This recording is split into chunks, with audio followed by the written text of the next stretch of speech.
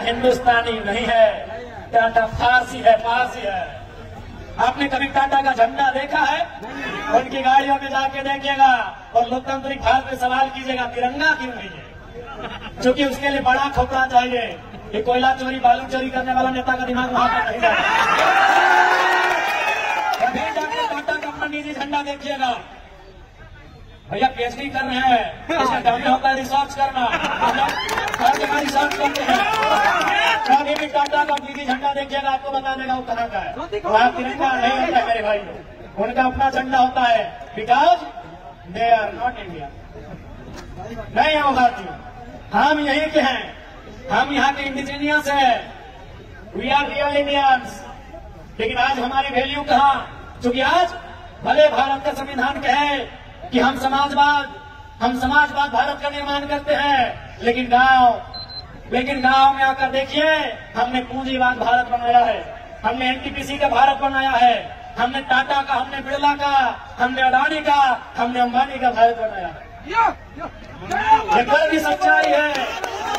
आज याद रखिएगा, अंग्रेजों के कालखंड में जब 15 अगस्त 1947 में अंग्रेज भारत को छोड़ के चले गए, आप एक रिसर्च करिए कि भारत की आबादी क्या थी, 30 करोड़ से 35 करोड़ होगी। या भी रिसर्च करिए कि भारत की गरीबी का दर क्या होगा, भारत की अशिक्षा का दर क्या होगा, भारत की बेरोजगारी का दर क्या होगा। सारे चीजों को रिसर्च करिए, आपको पता चलेगा। आज 70 साल बाद आजाद भारत में, इंडिपेंडेंट इंडिया में, अपने भारत में हम अंग्रेजों से कई ज्यादा गुना बेकार हालत में आ गए हैं। गरीबी अगर अंग्रेजों के टाइम 5% थी, आज 25 के आसपास हो गई है। भुखमरी अगर अंग्रेजों के टाइम 7% होगी, आज 28% हो गई होगी। यदि शिक्षा अंग्रेजों के टाइम 2% होगा, आज वो 15% के पार कर गया होगा। तो सवाल तो बनता है कि अंग्रेज अपने नहीं थे, फिर भी इतना अच्छा था, आज क्या हुआ? आज क्या हुआ? उसका जवाब भगत सिंह के जेल डायरी में है। क्या उत्तर है? भगत सिंह ने जेल डायरी में क्या कहा है कि हम आजादी गोरों से तो ले लेंगे, हम आजादी गोरों से तो ले लेंगे, लेकिन ये आजादी चंद मुट्ठी भर गोरों के हाथ तक सीमित नहीं रहनी चाहिए। गोरे चले गए, गोरे राज कर रहे हैं, सांवले राज कर रहे हैं। काला नहीं बोलेंगे, वो रंगभेद में आ जाएगा, तो उसके लिए माफ नहीं बोलेंगे। खुल के बोलिए, सांवला का ठीक है। भगत सिंह की वही चिंता थी कि आजादी तो हम ले लेंगे चरकालों से,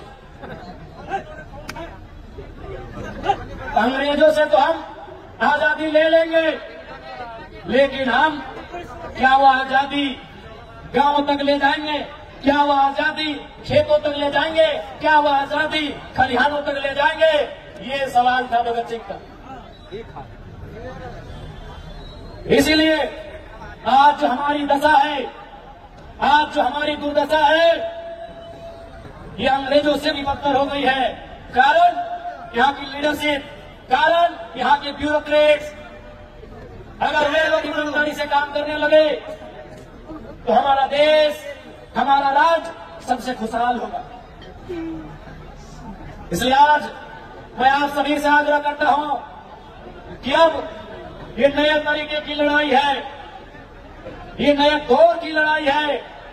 इस लड़ाई को लड़ने की जरूरत है, इस लड़ाई को लड़ने की जरूरत है, क्योंकि ये लड़ाई रोजी रोजगार की है, ये लड़ाई रोटी की है, ये लड़ाई पेट के भूख की है। इसलिए इस लड़ाई को लड़ना हमारा कर्तव्य बन जाता है, इस लड़ाई को लड़ना हमारा राइट बनता है, इस लड़ाई को हमें लड़ने की आवश्यकता है।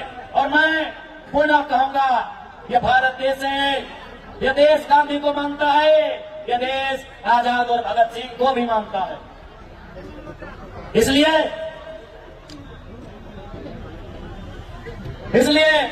यदि हमारी लड़ाई, हम पहली लड़ाई की शुरुआत महात्मा गांधी के सत्याग्रह से करेंगे, हम अपनी लड़ाई की शुरुआत गांधी के सत्याग्रह आंदोलन के तर्ज पर करेंगे, और बात नहीं बना तो भगत सिंह के बम धमाके से भी सीख लेंगे।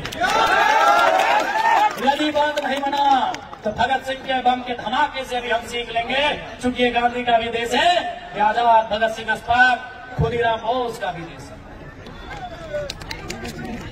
इसलिए आज मैं तमाम विशेषकर नौजवानों से कहूंगा कि आज हर एक जुल्म का हिसाब लिया जाएगा, फिर से इनकलाब लिया जाएगा, फिर से इंतकाम लिया जाएगा। जब तक ना मिलेगी न्याय तब तक इस संघर्ष को जारी रखा जाएगा। और आज मैं आप सबों से आग्रह करता हूं, पुनः इस लड़ाई को एकजुट होकर इस लड़ाई को मिलकर लड़ेंगे। और मैं पुनः जितने भी यहाँ, चाहे वो सीआरपीएफ हो, सीएनसीएफ हो या झारखंड पुलिस हो, आपसे आग्रह करूंगा कि आप किसी प्रकार से कंपनी के दबाव में रैयतों के खिलाफ जुल्म में सहयोग नहीं करेंगे। इस मौके पर बहादुर जसिंता किरकिट्टा की एक कविता जो आज के सिचुएशन के हिसाब से बड़ी मार्मिक है कि सेना का ध्यान किधर है। सेना का मतलब आंतरिक सेना जो अंदर है, सीआरपीएफ। सेना का मतलब झारखंड की पुलिस, झारखंड की बटालियन की सेना का ध्यान किधर है कि युद्ध खत्म हो गया है, अब सेना का रुख उधर है। मेरा स्कूल कॉलेज, मेरा गांव, मेरा जंगल पहाड़ इधर है। कौन साध रहा है चिड़ियों की आंख पर निशाना, इस समय बेहद खतरनाक है यह सवाल करना और जो हो रहा है उस पर बुरा मान जाना। क्योंकि शासन और प्रशासन का पहला काम है, क्योंकि शासन और प्रशासन का पहला काम है सवाल करती जीव पर गोलियां चलाना। खत्म हो रही है उनकी बात करने और सुनने की परंपरा, खत्म हो रही है उनकी बात करने और सुनने की परंपरा। अब तो सेना की दक्षता का मतलब गांव और जंगल में गोलियां चलाना और सवाल करते विद्यार्थियों पर लाठियां बरसाना। अगर युद्ध ना हुआ तो सेना तो रहेगी, अगर युद्ध ना भी हुआ तो ये सेना तो रहेगी। आखिर ये सेना क्या करेगी? आखिर ये सेना क्या करेगी?